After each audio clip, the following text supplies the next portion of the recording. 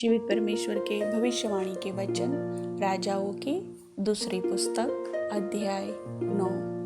तब एलीशा भविष्यवक्ता ने भविष्यवक्ताओं के दल में से एक को बुलाकर उससे कहा, कमर बांध और हाथ में तेल की यह कुप्पी लेकर गिलाद के रामोत को जा और वहां पहुंचकर येहू को, जो यहोशापात का पुत्र और निमसी का पोता है, ढूंढ लेना। तब भीतर जा और उसको खड़ा कराकर उसके भाइयों से अलग एक भीतर कोठरी में ले जाना। तब तेल की यह कुप्पी लेकर तेल को उसके सिर पर यह कहकर डालना, यहोवा यह कहता है कि मैं इज़राइल का राजा होने के लिए तेरा अभिषेक कर देता हूँ।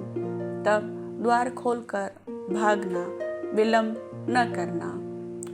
अतः वह जवान भविष्यवक्ता गिलाद के रामोत को गया। वहां पहुंचकर उसने क्या देखा कि सेनापति बैठे हुए हैं। तब उसने कहा, हे सेनापति, मुझे तुझसे कुछ कहना है। येहू ने पूछा, हम सभी में किससे? उसने कहा, हे सेनापति, तुझी से। तब वह उठकर घर में गया और उसने यह कहकर उसके सिर पर तेल डाला, इज़राइल का परमेश्वर यहोवा यह कहता है, मैं अपनी प्रजा इज़राइल पर राजा होने के लिए तेरा अभिषेक कर देता हूँ। तो तू अपने स्वामी अहाब के घराने को मार डालना, जिससे मुझे अपने दास भविष्यवक्ताओं के वरन अपने सब दासों के खून का, जो इज़ेबेल ने बहाया, बदला मिले, क्योंकि अहाब का समस्त घराना नाश हो जाएगा और मैं अहाब के वंश के हर एक लड़के को और इज़राइल में के क्या बंदी क्या स्वाधीन हर एक का नाश कर डालूंगा। और मैं अहाब का घराना नबात के पुत्र यारोबाम का सा और अहिया के पुत्र बाशा का सा कर दूंगा और इज़ेबेल को इज़राइल की भूमि में कुत्ते खाएंगे और उसको मिट्टी देने वाला कोई न होगा। तब वह द्वार खोलकर भाग गया। तब येहू अपने स्वामी के कर्मचारियों के पास निकल आया और एक ने उससे पूछा, क्या कुशल है? वह बावला क्यों तेरे पास आया था? उसने उनसे कहा, तुमको मालूम होगा कि वह कौन है और उससे क्या बातचीत हुई। उन्होंने कहा, झूठ है, हमें बता दे। उसने कहा, उसने मुझसे कहा तो बहुत, परंतु मतलब यह है, यहोवा यह कहता है कि मैं इज़राइल का राजा होने के लिए तेरा अभिषेक कर देता हूँ। तब उन्होंने झट अपना अपना वस्त्र उतार कर उसके नीचे सीढ़ी ही पर बिछाया। नरसिंगे फूंक कर कहने लगे, येहू राजा है।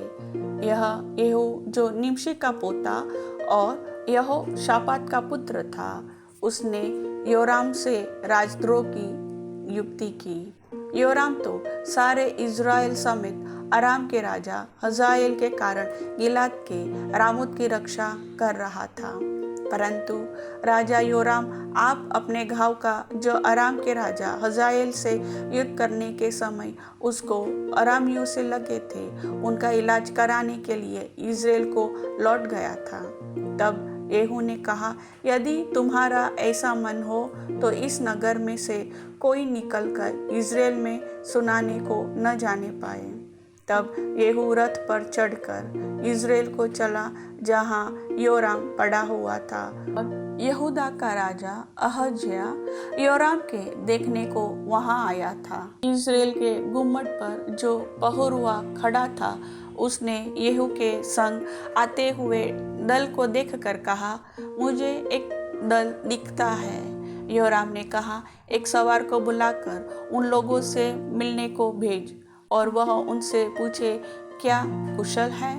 तब एक सवार उससे मिलने को गया और उससे कहा, राजा पूछता है, क्या कुशल है? येहू ने कहा, कुशल से तेरा क्या काम? हटकर मेरे पीछे चल। तब पहरुए ने कहा, वह दूत उनके पास पहुंचा तो था, परंतु लौट कर नहीं आया। तब उसने दूसरा सवार भेजा और उसने उनके पास पहुंचकर कहा, राजा पूछता है, क्या कुशल है?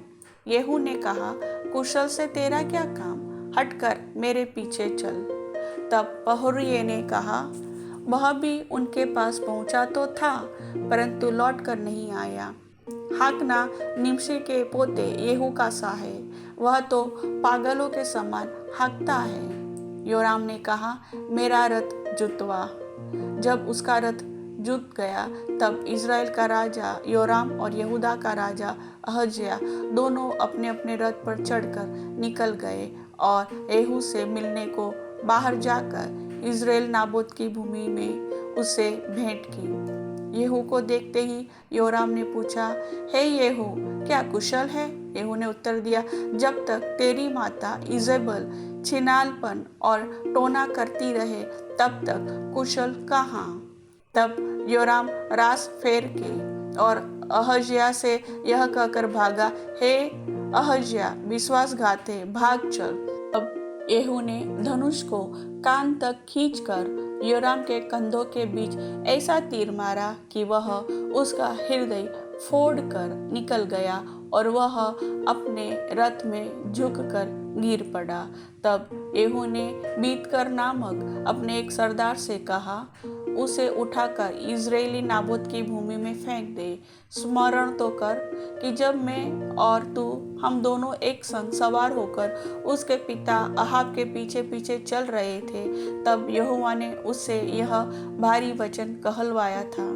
यहोवा की यह वाणी है कि नाबोत और उसके पुत्रों का जो खून हुआ उसे मैंने देखा है, और यहोवा की यह वाणी है कि मैं उसी भूमि में तुझे बदला दूंगा।